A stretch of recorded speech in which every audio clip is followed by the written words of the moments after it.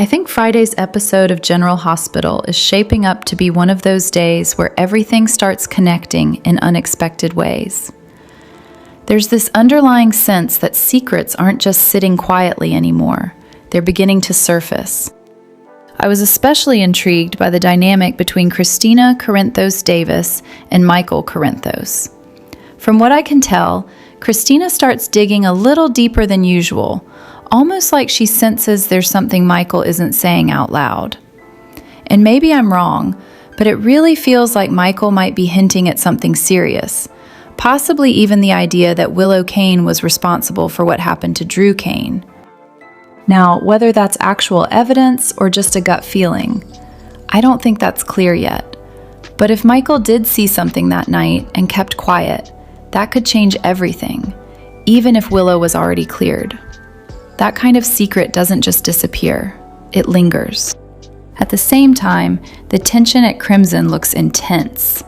Jecinda Bracken ends up blindsided, and honestly, I didn't realize things would escalate this quickly between her and Willow. Willow's reaction feels very personal, almost protective, especially when it comes to Wiley and Amelia. To me, it seems less about logic and more about emotion taking over in the moment. Meanwhile, over at Laura's place, I was wondering if we're finally seeing a strategic shift. Laura Collins and Ezra Boyle talking about Jen Sidwell makes it sound like guilt is turning into motivation. Ezra blaming himself is interesting, but Laura seems more focused on what comes next. And honestly, she might be right. Sidwell doesn't seem like the kind of person who needs a reason to manipulate people. If they really do team up, that could be the first real move against him. Then there's the surprise return of Ethan Lovett, which I didn't see coming at all. His reunion with Lulu Spencer might look casual on the surface, but I get the feeling there's more going on. Characters don't just come back without a reason in Port Charles. There's always another layer waiting to unfold. Over in Carly's world, things feel quieter but just as suspicious. Lucas Jones picking up on Carly Spencer being evasive. That stood out to me. Carly usually controls the narrative, so when she starts shutting things down, it makes me think she's protecting something big. And then, almost like everything is happening behind the scenes at once, Valentine Cassadine showing up to confront Nina Reeves feels like a turning point. I didn't expect him to approach it this directly, especially knowing Charlotte Cassadine may have exposed Nina's betrayal. But what's really interesting to me is that Valentine doesn't just lash out. He seems willing to listen. Maybe that says more about how complicated their history is. And if Jack Brennan is the common enemy here, then an alliance between Valentine and Nina actually makes a lot of sense. Still, trusting each other again? That's a whole different story. Overall, I feel like this episode is less about big, explosive moments and more about setting the stage. Conversations are shifting, alliances are forming, and long-held suspicions are starting to crack open. And if even half of these threads collide, things in Port Charles could get messy very fast. I think General Hospital is really leaning all the way into Willow's darker spiral now, and honestly, it feels like we're past the point of temporary breakdown and into something much more dangerous. The April 17th setup, with Willow confronting Jecinda Bracken, doesn't feel random to me at all. I was wondering if this is the show deliberately positioning Jecinda as Willow's next fixation. The hooker incident with Wiley Corinthos might seem small on the surface, but to me, it's exactly the kind of thing Willow would latch onto right now. She's clearly not thinking rationally, so even something that wasn't Jecinda's fault could become proof in Willow's mind that Jecinda is a threat. And then there's the bigger emotional layer. I didn't realize how much tension there would be around Willow trying to reinsert herself into the kids' lives after being gone for so long. Seeing Michael Corinthos allowing Jecinda to bond with Wiley, especially over something as specific and personal as shared interests, feels like the real trigger. To me, this isn't just jealousy, it's insecurity mixed with fear of being replaced. What makes this even more unsettling is that the show has already crossed a major line with Willow. What she did to Drew Kane, shooting him and then leaving him paralyzed, completely changed the stakes. I think that moment told us we can't treat her actions as empty threats anymore. When Willow decides someone is in the way, she follows through. So now I'm wondering, is Jecinda actually in danger? Or is this more about pushing Willow to the brink before someone finally stops her? Because if the writers are consistent, Willow confronting Jecinda won't just be a heated argument. It could be the beginning of something much darker.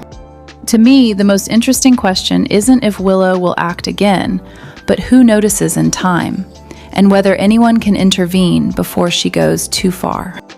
I think this episode really leaned into tension from every direction. And honestly, it felt like the walls are closing in on multiple fronts at once. Starting with Carly and Joss, I was struck by how quickly things escalated.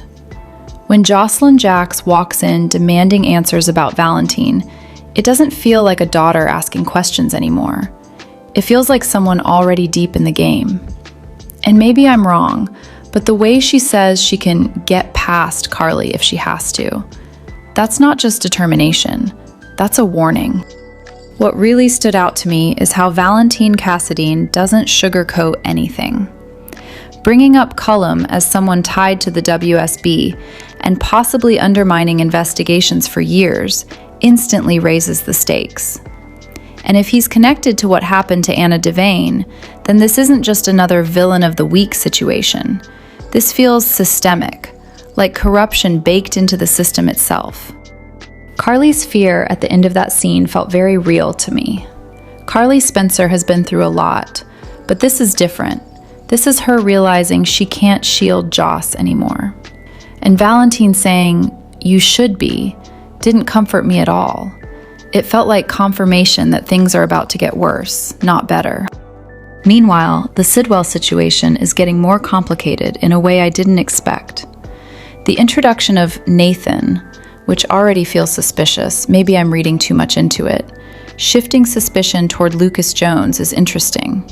I was wondering if the show is deliberately planting seeds to misdirect us. Lucas having a gap in his timeline feels important, but also a little too obvious, like maybe he's being set up. And Sidwell being told Marco's murder might not even be about him? That's huge. Sidwell has been operating like he's the center of everything, so this idea that he might not be the target, or even the point, could really shake his control. The detail about Marco's phone having potential evidence feels like a ticking time bomb. On a completely different emotional note, the scenes with Dante, Rocco, and Danny hit harder than I expected.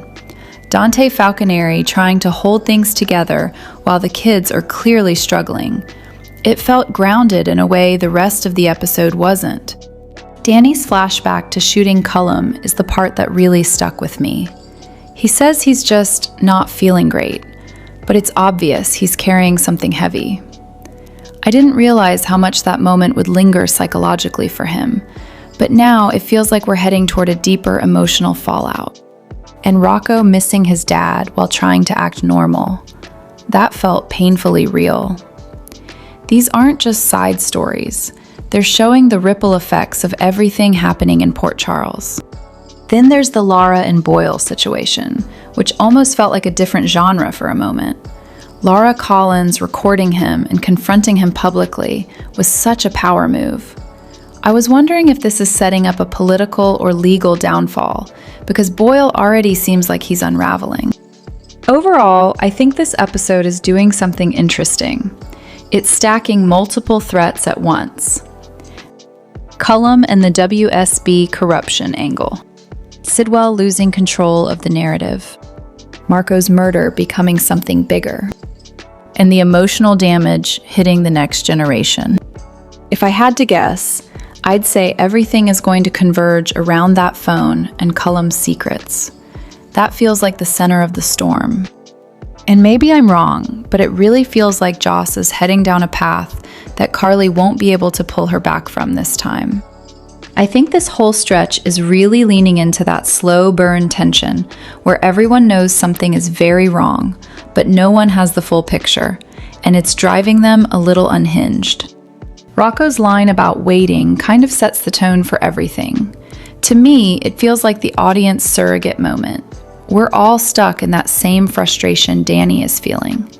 Danny spiraling because no one will tell him anything just makes sense.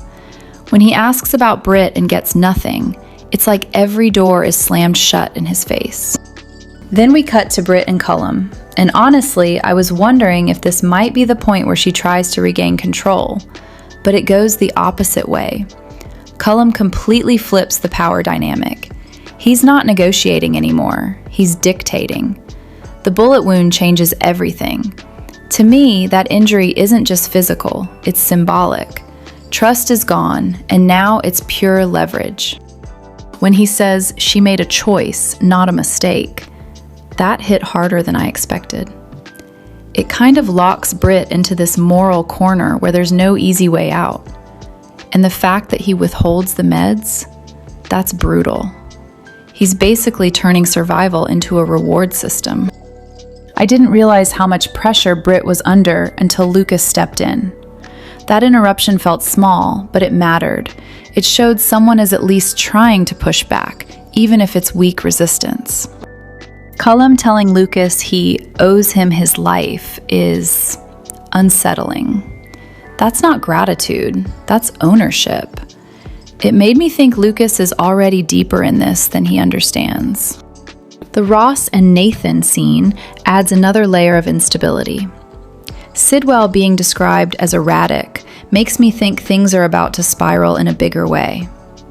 If even his own people are struggling to control the narrative, like convincing him Sonny didn't kill Marco, then the whole operation feels like it's on shaky ground. And the Windermere drugs situation? That feels like a ticking clock.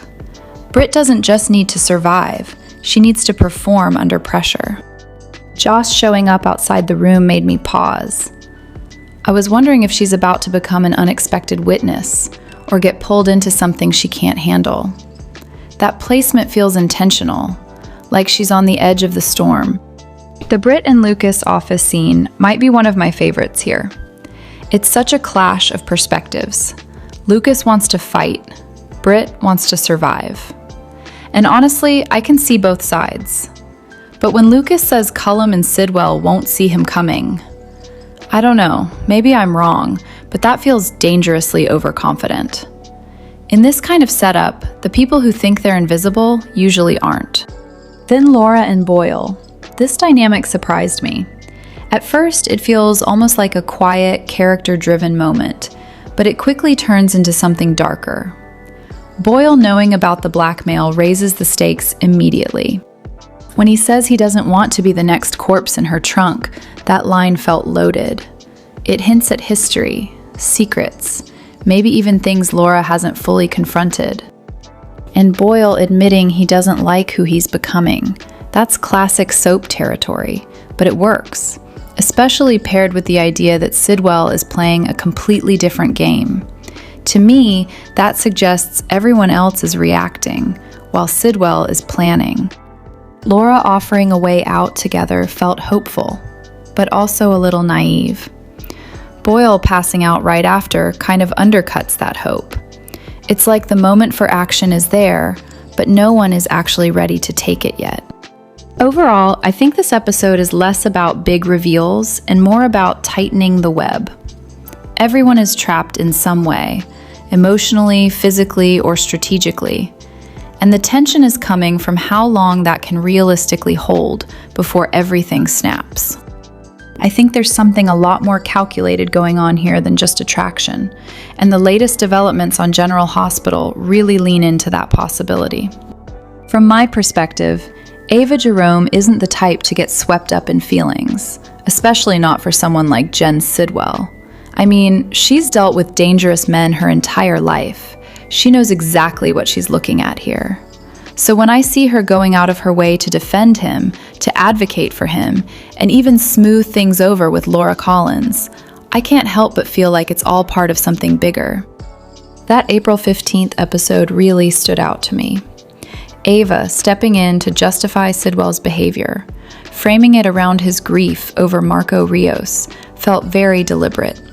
She wasn't just being compassionate, she was positioning herself as someone who understands him, someone useful. And when Laura warned her about Sidwell, Ava brushing it off didn't come across as naive to me. It felt strategic. Then there's the moment at Windermere. Ava doesn't just casually mention what she did. She makes sure Sidwell knows she went to bat for him. And his response? He's grateful. He takes note. That's exactly the kind of reaction Ava would be aiming for if she's trying to secure a place in his world. Maybe I'm wrong, but this doesn't feel like a simple bad girl falls for bad guy situation. If anything, it feels like Ava is auditioning. Yes, there's the obvious angle, romance, luxury, power by association. Being with Sidwell would instantly elevate her lifestyle again. But honestly, that seems too small for someone like Ava. I think she's aiming higher. I was wondering if what she really wants is a seat at the table, not just as his partner, but as his equal, or at least his right hand. The way she's been operating, using diplomacy, connections, influence, suggests she's trying to prove her value beyond seduction. She's showing him she can handle his world, not just exist in it. And considering her mob-adjacent past, stepping back into that kind of power structure wouldn't exactly be unfamiliar territory. To me, it feels less like she's falling for Sidwell and more like she's building a case for herself. So the real question isn't whether Ava is attracted to him, it's whether she's playing a long game. And if she is, Sidwell might not even realize he's the one being played. I think this whole situation between Carly Spencer and Nina Reeves really does feel like a revival of the old Granny Wars, just with a new layer of irony. Back then, it was about control, family, and pride. But now, to me, it feels more like both women are facing the same frustrating reality. Daughters who don't quite see them as human beings anymore, just obstacles. When I look at General Hospital right now, I can't help but feel like Josslyn's behavior is being pushed to an extreme that's hard to ignore. I was wondering if the writers are intentionally leaning into this duality they've created for Josslyn Jax. On one hand, she comes across almost naive, asking questions, playing the part of someone still figuring things out. But then, in moments like that kitchen confrontation, her tone shifts completely. Suddenly, she's sharp, dismissive, and honestly, a bit ruthless. The way she spoke to Carly Spencer really stood out to me. It didn't feel like a disagreement. It felt like a power play. I didn't realize how far that dynamic had tilted until she basically implied she'd go around her own mother to get what she wanted. That moment made me pause, because it raises a bigger question. Is this confidence, or is it entitlement? And maybe I'm wrong, but I keep thinking about how that kind of attitude usually comes full circle in soap storytelling. If Josslyn ever ends up with a daughter who mirrors her behavior, I think that would be the ultimate narrative payoff. It's such a classic soap opera move, forcing a character to experience the very thing they once dished out. There's also something off to me about how her WSB agent angle is playing out. Being connected to the WSB should add depth and maturity, but instead it almost highlights her recklessness. I get why Carly is worried. It doesn't come across as overbearing, it feels justified. Josslyn doesn't seem to grasp the danger she's stepping into, and that disconnect makes her come off less like a capable operative and more like someone playing dress-up in a very dangerous world. And then there's Valentine Cassadine, the so-called attic boyfriend, which, I'll admit, is still one of the more bizarre but entertaining elements of this storyline. To me, his presence almost acts as a safety net, both narratively and emotionally. He's the one stabilizing force in a situation that could easily spiral, especially with Josslyn pushing boundaries the way she is. At the end of it, I don't think this is just about Josslyn being not nice. I think it's about a character who hasn't been forced to face real consequences yet. And in a show like this, that usually means something big is coming. I think the scene on General Hospital worked because Ezra didn't even try to spin his way out of it with Laura Collins. He just talked. No strategy, no clever angle, just a guy who's had a few too many drinks and finally realizes he's out of moves. The way he laid out how he got tangled up with Sidwell felt less like a confession and more like someone accepting that the situation is already beyond saving. And once he crossed that line, the entire tone of the scene shifted. Up until that moment, I felt like Ezra was still carrying himself as if he belonged in Port Charles's power structure. He had that quiet confidence of someone who thinks they still have a role, some kind of value that keeps them protected. That belief let him skate by without looking like the weakest link. But the second he told Laura the truth, that illusion collapsed. To me, that's when it really hit him. He's disposable. Whatever long game he thought he was playing, whatever clever exit he imagined, it's gone. And once that realization settles in, there's nothing left to anchor him. I was wondering if that's the most dangerous version of Ezra we've seen so far. When someone gets to that point, their thinking shifts fast. It's no longer about control or relationships. It's about survival in the moment. And that kind of mindset doesn't slow things down.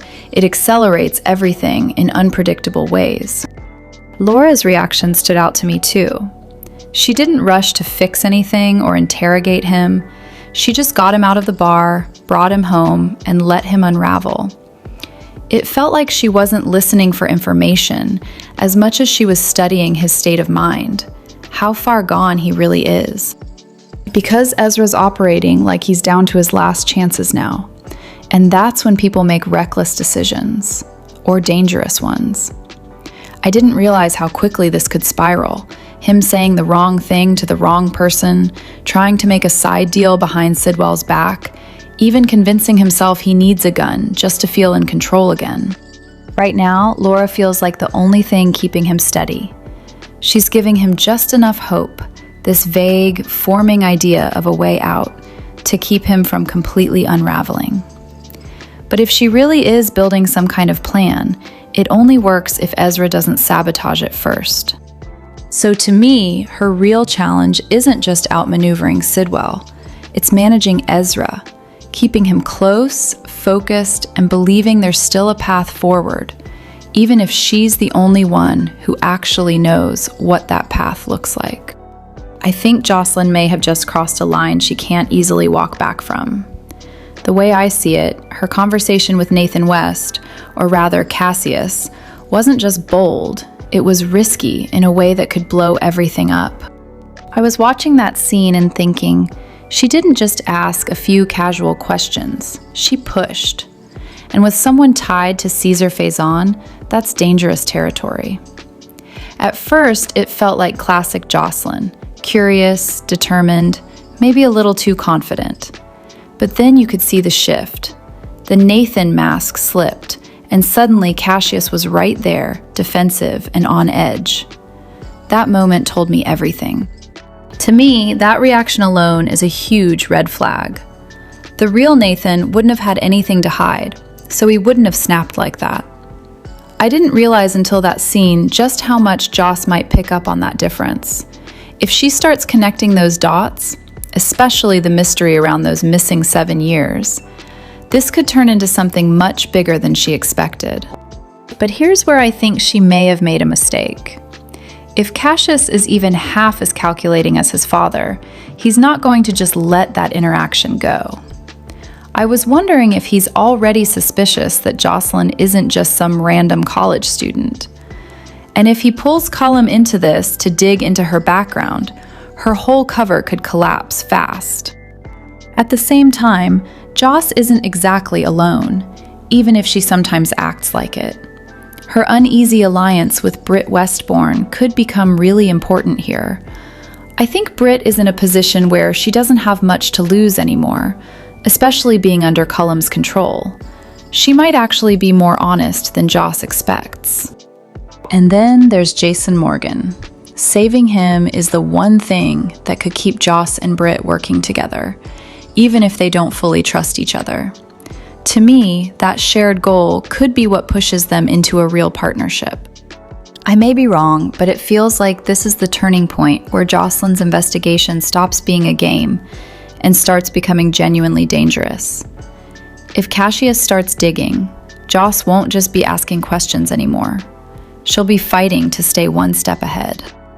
I think this whole situation on General Hospital is being set up to feel a lot more certain than it actually is, and that's where the twist probably lives. From my perspective, Brooklyn Quartermaine genuinely believes she caused Jordan Ashford's crash. She remembers swerving, she knows she'd had a couple of drinks, and emotionally, that's enough for her to connect the dots. But when I think about it more carefully, her version of events is incomplete. She never actually saw Jordan crash. That detail feels important. And then there's Tracy Quartermaine stepping in, immediately steering her away from the police. To me, that raises a red flag. Not necessarily because Brooklyn is guilty, but because Tracy is acting on assumption, not proof. She's protecting her granddaughter and the adoption dream with Harrison Chase, but it feels like she might be locking in a narrative that isn't fully true. What really makes me question everything is how crowded that road was that night. You've got Isaiah Gannon rushing to help Rocco Falconeri after Lulu Spencer called him. Then Danny Morgan and Charlotte Cassadine are out driving recklessly and also crash. That's a lot of overlapping chaos for one clean cause and effect explanation. I was wondering if Brooklyn actually swerved because of one of those other cars, not Jordan's. It would make sense structurally. She's involved, but not directly responsible. That kind of writing lets the guilt eat at her while still leaving room for a bigger reveal later. If I had to guess, I'd say Brooklyn did swerve, but not because of Jordan. Isaiah Gannon is a strong possibility, especially if urgency made him keep going. Or the teens, Danny Morgan and Charlotte Cassadine, could be more involved than they realize and too scared to come forward. To me, this feels less like a Brooklyn did it story and more like a layered guilt storyline where multiple people share pieces of the truth, but no one sees the full picture yet. I think Ethan Lovett's return to General Hospital is shaping up to be less of a nostalgic comeback and more of a calculated, high-stakes move. To me, it feels like the show is positioning him as a wild card, someone who can operate in that gray area between loyalty and deception, especially now that Jason Morgan is out of reach in WSB custody. I was wondering if this is really about helping Sonny Corinthos, or if Ethan's deeper motivation is revenge. Because when you look at what Jen Sidwell did, especially involving Holly Sutton, it's hard to believe Ethan would come back just out of loyalty. Even if Holly played her own dangerous games, it sounds like Sidwell crossed lines she didn't fully admit until much later. To me, that kind of delayed truth usually signals something far worse happened behind the scenes. And then there's Ross Cullum. I didn't realize before how deeply tied he is to Sidwell, but if Ethan already has a history with both of them, that changes everything. It makes his return feel less like coincidence and more like destiny catching up. He's not walking into this blind, he knows exactly who he's dealing with, and that gives Sonny a serious advantage. At the same time, I think the Britt Westbourne angle adds a darker layer. If what Jason Morgan told Sonny about the Huntington's medication is true, and that Marco Rios died because of it, then this isn't just mob business anymore. It's something much bigger, possibly involving experimental treatments and exploitation. The idea that Ethan might know where this cure is being produced makes me think he's not just muscle in this story, he's a key piece of the puzzle. I also get the sense that Ethan stepping into a double agent role would be very on brand, especially considering Holly's history. He's always lived in that morally flexible space, and honestly, that's exactly what this situation demands. Sunny can't fight enemies like Sidwell and Cullum with brute force alone. He needs someone who can play their game from the inside. What really stands out to me is how crowded this alliance is about to get. With Rick Lansing and Brick likely joining Sunny and Ethan, it feels like the show is building toward a coordinated takedown. But I may be wrong. It could just as easily implode if trust becomes an issue, especially with someone like Ethan involved. And then there's the emotional side. The fact that Lulu Spencer is likely the first to see Ethan, I think that's going to hit differently. Even if he doesn't have time for a family moment, that connection matters. It reminds us that underneath all the schemes and revenge plots, there are still personal stakes. Overall, I didn't expect Ethan's return to carry this much narrative weight. But to me, it feels like he could be the hinge point for everything that's about to unfold, whether that leads to victory for Sunny or something far more chaotic. I think this whole setup feels less like a coincidence and more like a calculated chess move, very on brand for Valentine Cassadine. The moment Nina Reeves turns that corner and finds him, I was wondering if we're actually watching the payoff of something he's been orchestrating for a while, not just a random confrontation. What stood out to me is how calm Valentine looks in contrast to Nina's shock. That doesn't feel accidental. To me, it suggests he already knows exactly what she's been doing with Jack Brennan, especially using Charlotte Cassadine as bait. And if Charlotte already exposed Nina, then Valentine showing up like this almost feels theatrical, like he wants Nina to feel caught. Now the location is where things get really interesting. It definitely doesn't feel like Crimson, and I don't think it's Windermere either. I think there's a strong chance this is tied to the Kane house, mainly because Valentine having some kind of hidden access or old security backdoor would be exactly the kind of twist this show loves. I didn't realize how plausible that was until thinking about his past ownership. If he's been quietly slipping in and out, that changes everything. And honestly, I may be wrong here, but it feels like Valentine isn't just confronting Nina. He might already have evidence in hand. Given his background with the WSB and his history alongside Anna Devane and Robert Scorpio, hacking into Brennan's files or tracking conversations doesn't seem like a stretch at all. If anything, it feels expected.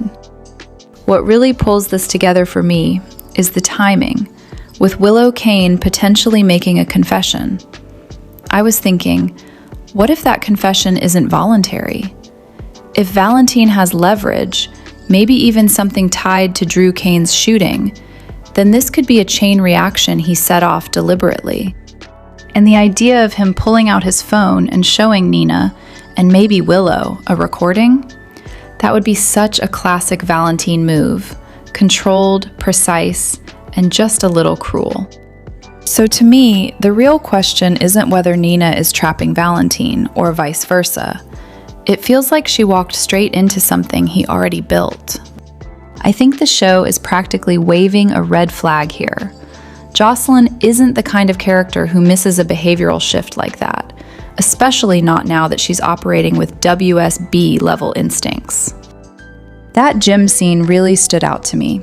The moment Caesar Faison's name came up, Nathan didn't just hesitate, he changed. I was wondering if that was the exact trigger Joss needed, because up until then she seemed curious, but not fully suspicious. After that, it felt like the switch flipped. And knowing Josslyn Jax, she doesn't ignore instincts like that. She analyzes, tests, and waits. So I don't think she'll immediately confront Cassius Faison. To me, she'll play along, maybe even act like she bought his act, while quietly digging deeper.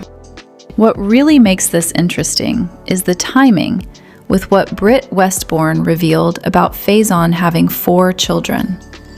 I didn't realize at first how important that line would become, but now it feels like a breadcrumb the writers wanted us, and Joss, to pick up. If Joss connects that to this off version of Nathan West, then the conclusion almost draws itself. Now the bigger question, at least to me, is what she does with that information. I think going straight to Valentine Cassadine makes a lot of sense. He's one of the few people in Port Charles who operates comfortably in gray areas, and Joss might see him as someone who can confirm her suspicions without blowing her cover. Plus, Valentine's history with the Cassadine and Faison chaos puts him in a unique position to connect dots quickly. Telling Lulu Spencer right away? I'm not so sure. I may be wrong, but that feels like something Joss would delay. Not because she doesn't care, but because she knows how explosive that truth would be, especially if she's not 100% certain yet. Dropping a hint, though?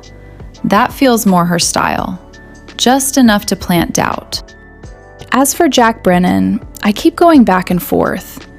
Part of me thinks she should report it. He's her WSB connection. But another part of me wonders if she'll hold on to it a bit longer to build a stronger case. Joss has been evolving into someone who doesn't just follow orders blindly. At the end of the day, I think this storyline is setting Joss up as the one who fully exposes Cassius. Not by accident, not by luck, but by careful observation and strategy. And honestly, it kind of feels like a defining moment for her character.